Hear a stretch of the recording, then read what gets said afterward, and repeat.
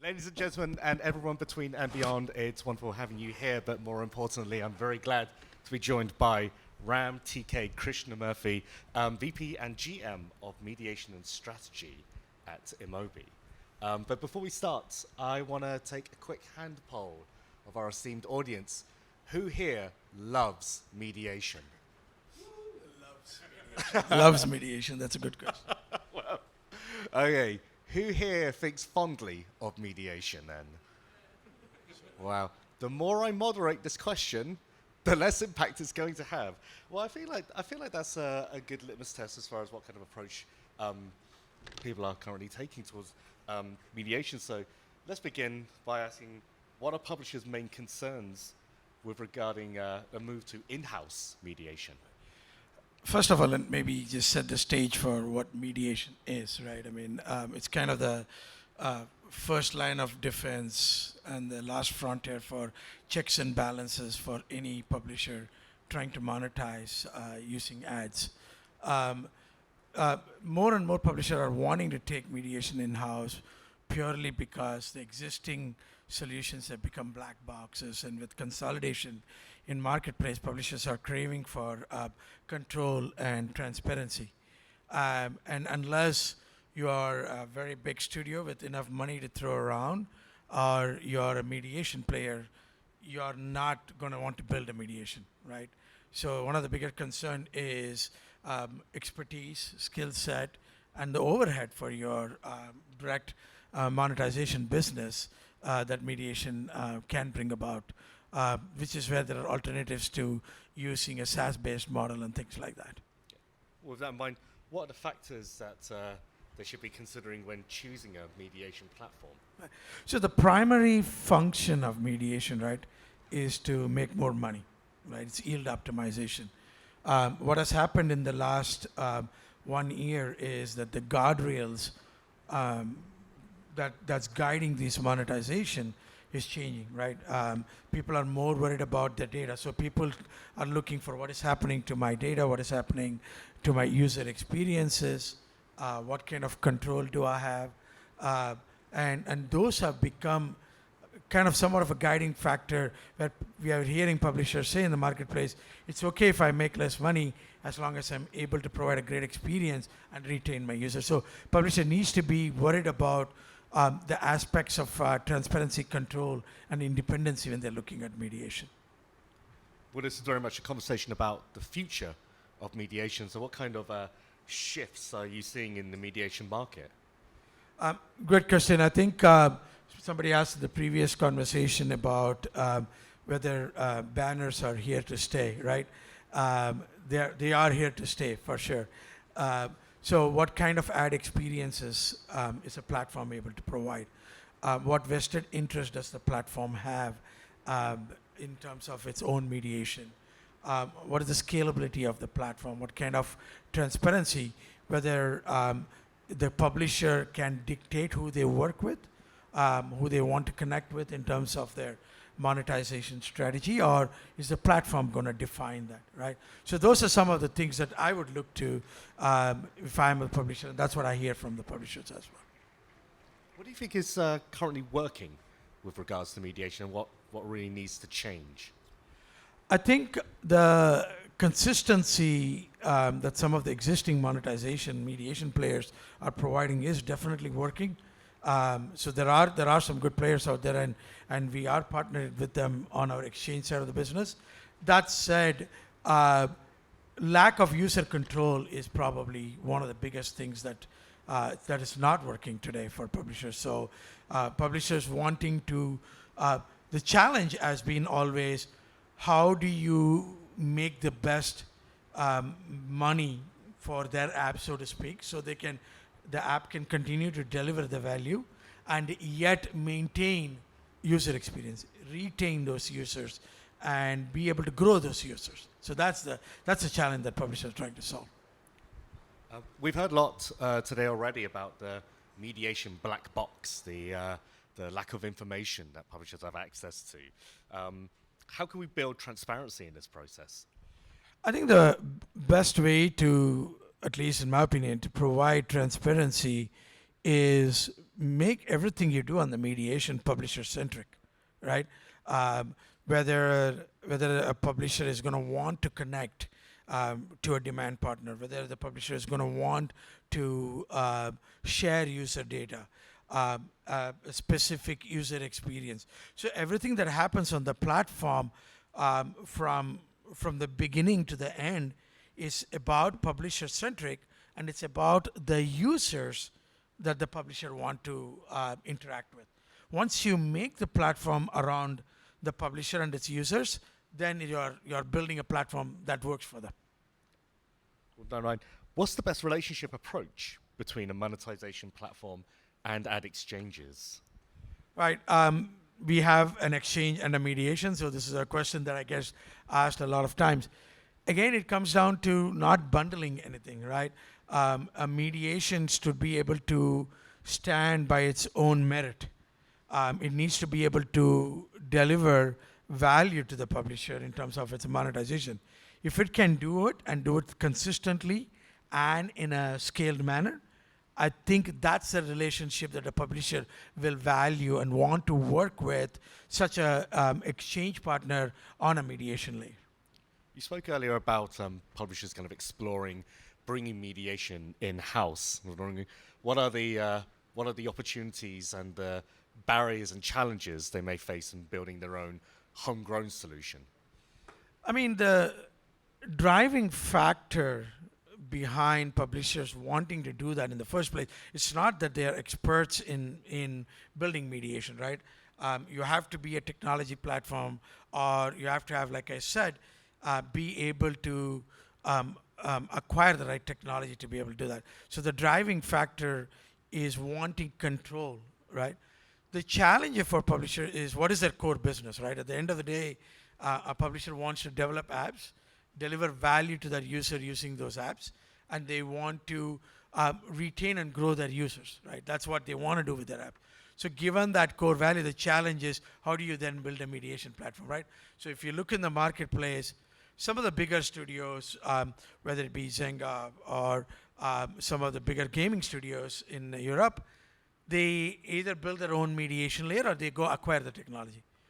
But how do you make every single publisher out there feel like they're working with a mediation platform that they feel it's their own?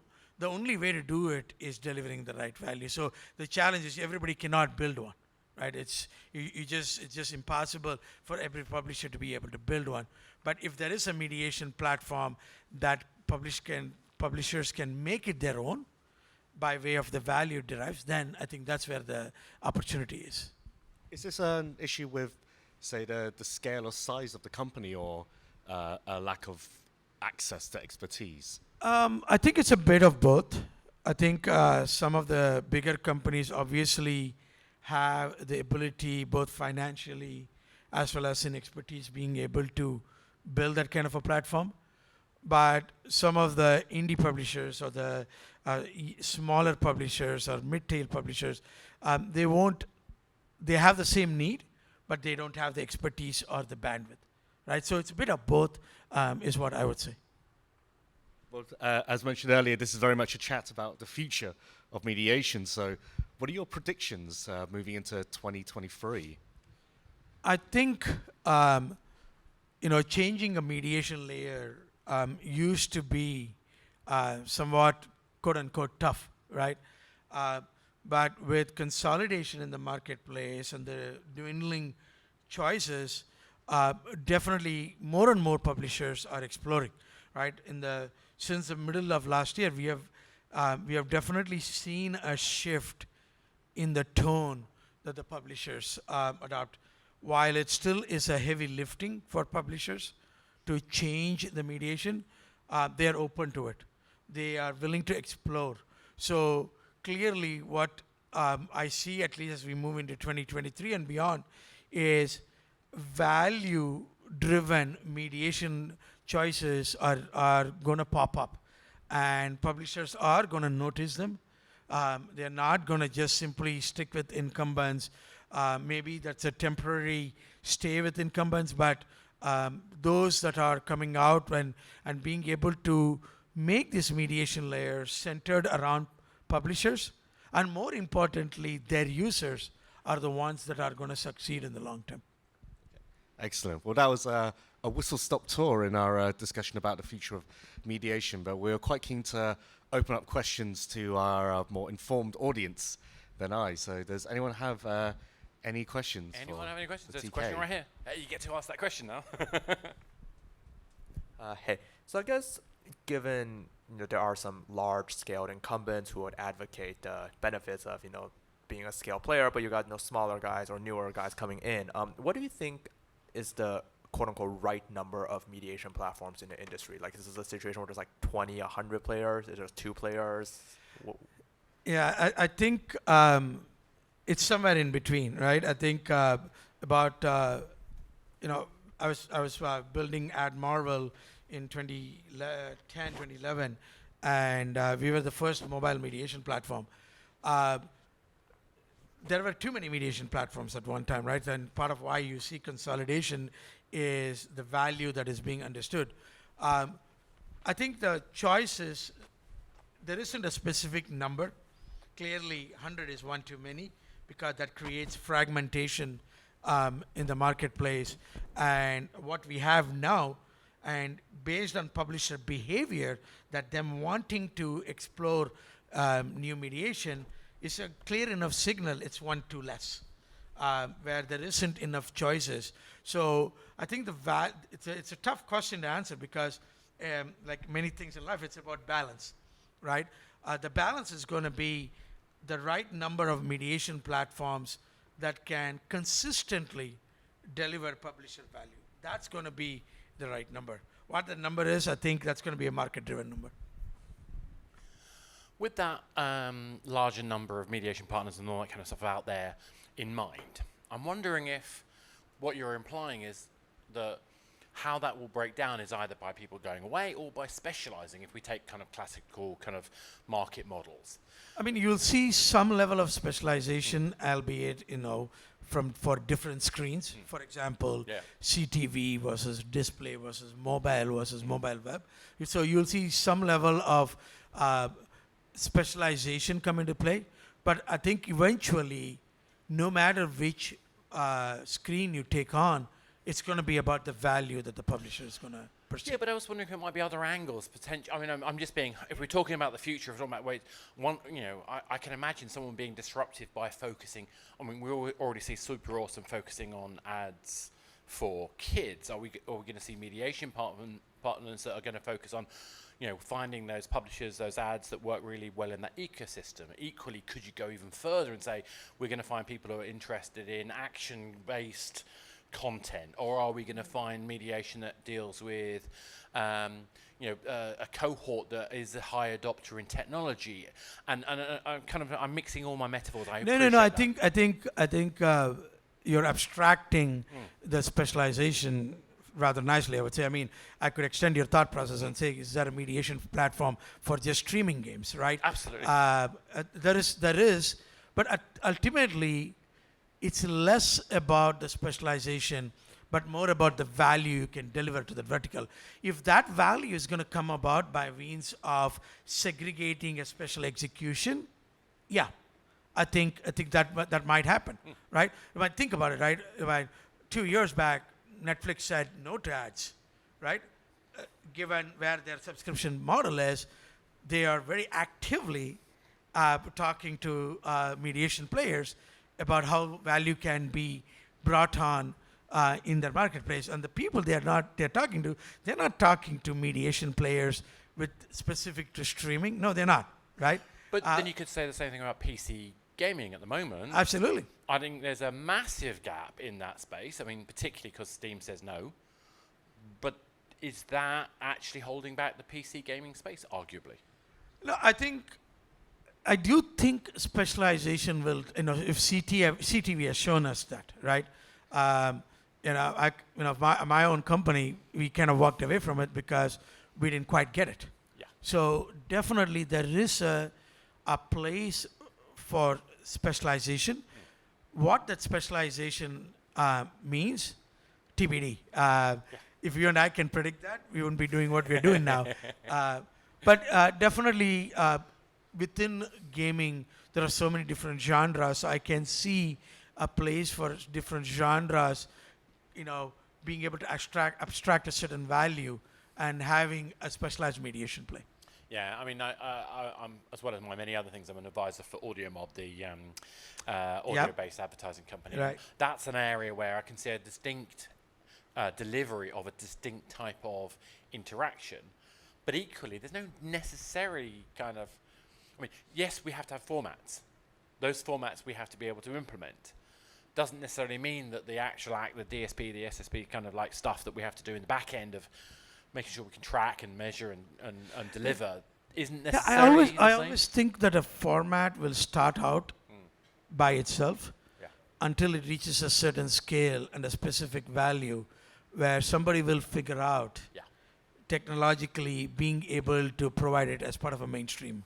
Right? It just is a matter of time from a format perspective. And on that note, I mean, I think that's what's happened specifically in the in-game ad space. Exactly. Because they're now just taking real ads from other website sources rather than having to create artificial pizza boxes, which no one's ever going to replace. Because, I don't know if you're aware that Splinter Cell back in the day had a, I think it was Papa John's pizza box. Someone will correct me, I may be right. Might be Domino's, I can't remember.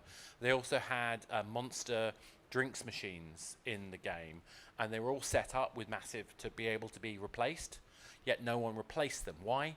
Well, because everyone's mentally associating that drinks machine, that pizza box with those brands already. Why would you change it?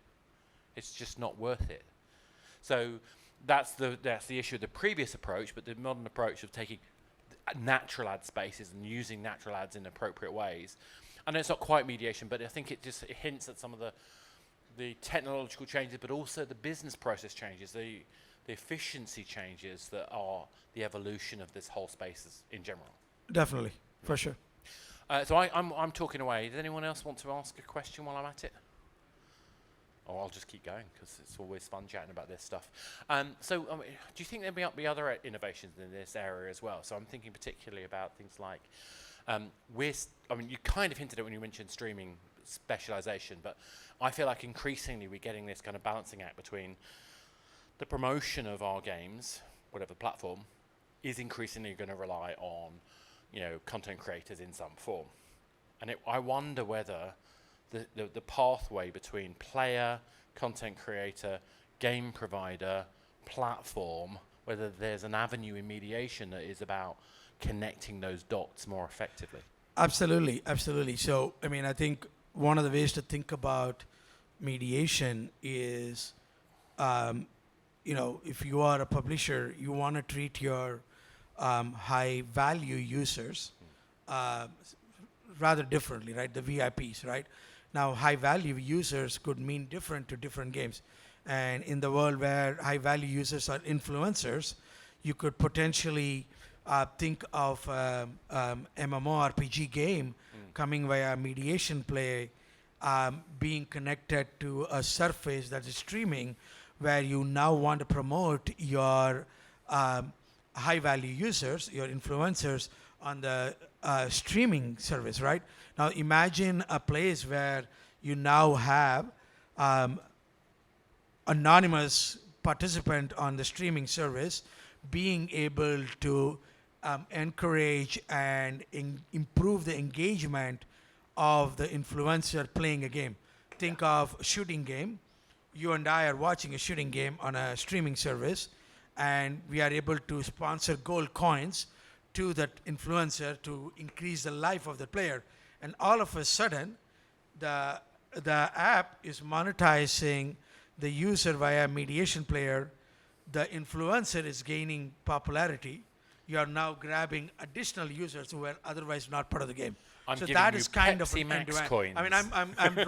I'm drawing in thin air, but but that's the point, isn't it? Yeah. That's an integration of a streaming service and a game center and a mediation player with a role play game. And potentially even branding. There's so many different elements. And I think this is where we are in a really interesting place in the use of ads in general, which is that we are no longer getting the overly dominant performance ad model, which we've been very lucky to date to have in mobile and games in particular. we're having to deal with brand, we're having to deal with privacy issues, and actually we need to be more innovative and leverage long-term brand values as well as the acquisition of users. And I think that's, to me, one of the key driving forces behind where mediation sits, because game devs can't do that on their own. They need providers that can help coordinate and collaborate with. Absolutely. I think, and that's where the challenge is, right? Like I was mentioning, unless you have a lot of money to throw around to buy a technology platform, or you have enough market power to build your own team, you don't want to build a mediation, right? It's not your core expertise. Been there, Just done like that. I wouldn't be developing a game because that's not my expertise. No, well, I mean, we used to just like build like choose your own adventure SDK, so you could switch which mediation partner you had into a game, so you could experiment. I'm too old for that now. I'm bored. Let's just find partners we can work with and make them work. So in the last 30 seconds, I haven't used the word metaverse yet, so I'm going to have to use it. Do you think this push we're seeing through metaverse changes anything for mediation at all? Or is it just business as usual from your point of view? So I didn't hear the question. I was just saying, with the rise of this push towards metaverses, do you think that changes ads and mediation at all, or is it just business as usual for us? I don't think it's business as usual. There's definitely going to be some level of disruption because the interaction is different. We have metaverse games today that are monetizing through typical mediation, but that could be due to lack of diversity in terms of available solutions. So, but I do think it will change some of the execution and the experiences that we'll come to see. On that note, thank you very much. Thank you so much. Thanks, Khai. Thank you.